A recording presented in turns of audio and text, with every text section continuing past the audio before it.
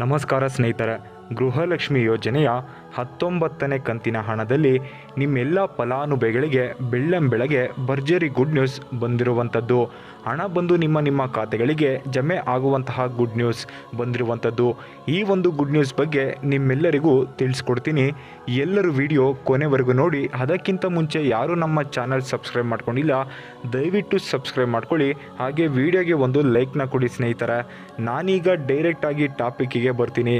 ಗೃಹಲಕ್ಷ್ಮಿಯರಿಗೆ ಬೆಳ್ಳಂಬೆಳಗ್ಗೆ ಬರ್ತಿದೆ ಭರ್ಜರಿ good news ಸ್ನೇಹಿತರೆ. ಅದು ಗೃಹಲಕ್ಷ್ಮಿ ಯೋಜನೆಯ 19ನೇ ಕಂತಿನಲ್ಲಿ ಬರ್ತಿರುವಂಥದ್ದು ನಿಮ್ಮೆಲ್ಲರಿಗೂ ಗೊತ್ತಿದೆ. ಇದುವರೆಗೂ 1ನೇ ಕಂತಿನ ಹಣದಿಂದ ಹಿಡಿದು 18ನೇ ಕಂತಿನ ಹಣವರೆಗೂ ನಿಮ್ಮೆಲ್ಲ ಫಲಾನುಭವಿಗಳಿಗೂ ಹಣ ಜಮೆ ಆಗಿದೆ.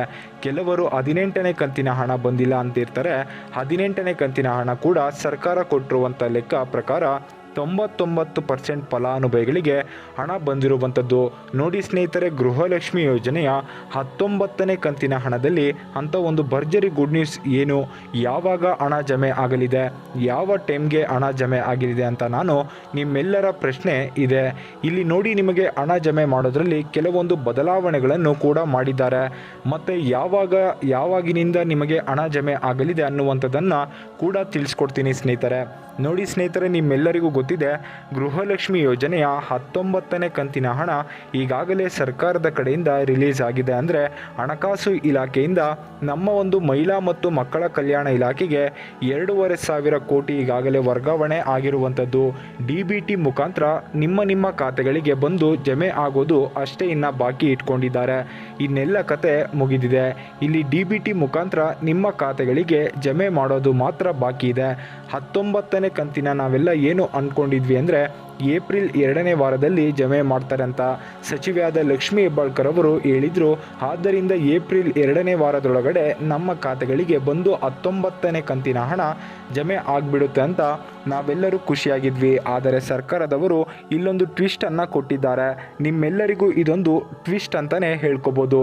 ಏನಂತ ಅಂದರೆ, ಹಂತವಾಗಿ ಇಲ್ಲಿ ನಿಮಗೆ ಗೃಹಲಕ್ಷ್ಮಿ ಯೋಜನೆಯ 19ನೇ ಕಂತಿನ ಹಣ ಜಮೆ ಮಾಡ್ತಾರಂತೆ.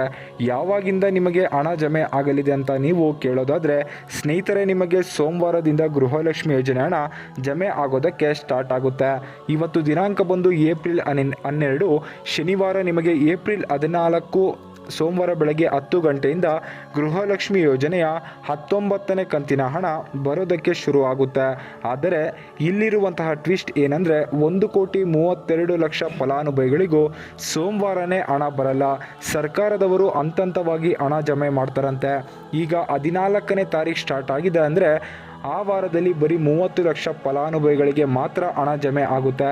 ಮತ್ತು ಮುಂದಿನ ವಾರದಲ್ಲಿ ಒಂದು 40 ಲಕ್ಷ ಫಲಾನುಭವಿಗಳಿಗೆ ಮಾತ್ರ ಹಣ ಜಮೆ ಆಗುತ್ತೆ. ಮತ್ತು ಆ ಮುಂದಿನ ವಾರದಲ್ಲಿ ನಿಮಗೆ ಏನು ಮಾಡ್ತಾರೆ ಅಂದರೆ, ಇನ್ನು ಉಳಿದಿರುವಂತಹ ಎಲ್ಲ ಫಲಾನುಭವಿಗಳಿಗೆ ಹಣ ಜಮೆ ಮಾಡ್ತಾರೆ. 3 ಹಂತದಲ್ಲಿ ನಿಮಗೆ ಗೃಹಲಕ್ಷ್ಮಿ ಯೋಜನೆಯ 19ನೇ ಕಂತಿನ ಹಣ ಜಮೆ ಮಾಡ್ತಿದ್ದಾರೆ. ಮೊದಲನೇ ಹಂತದಲ್ಲಿ ಒಂದು 40 ಲಕ್ಷ ಫಲಾನುಭವಿಗಳಿಗೆ, 2ನೇ ಹಂತದಲ್ಲಿ ಒಂದು 40 ಲಕ್ಷ 30ರಿಂದ 40 ಲಕ್ಷ ಫಲಾನುಭವಿಗಳಿಗೆ ಮೊದಲನೇ ಹಂತದಲ್ಲಿ ಮತ್ತು 2ನೇ ಹಂತದಲ್ಲೂ ಅದೇ ರೀತಿ ಜಮೆ ಮಾಡ್ತಾರೆ. ಮತ್ತು ಉಳಿದಿರುವಂತಹ ಎಲ್ಲ ಫಲಾನುಭವಿಗಳಿಗೆ ಮತ್ತು 3ನೇ ಹಂತದಲ್ಲಿ ಹಣ ಜಮೆ ಮಾಡ್ತಾರೆ. ಈ ರೀತಿಯಾಗಿ ಹಂತವಾಗಿ ನಿಮಗೆ ಗೃಹಲಕ್ಷ್ಮಿ ಯೋಜನೆ ಹಣ ಜಮೆ ಆಗಲಿದೆ.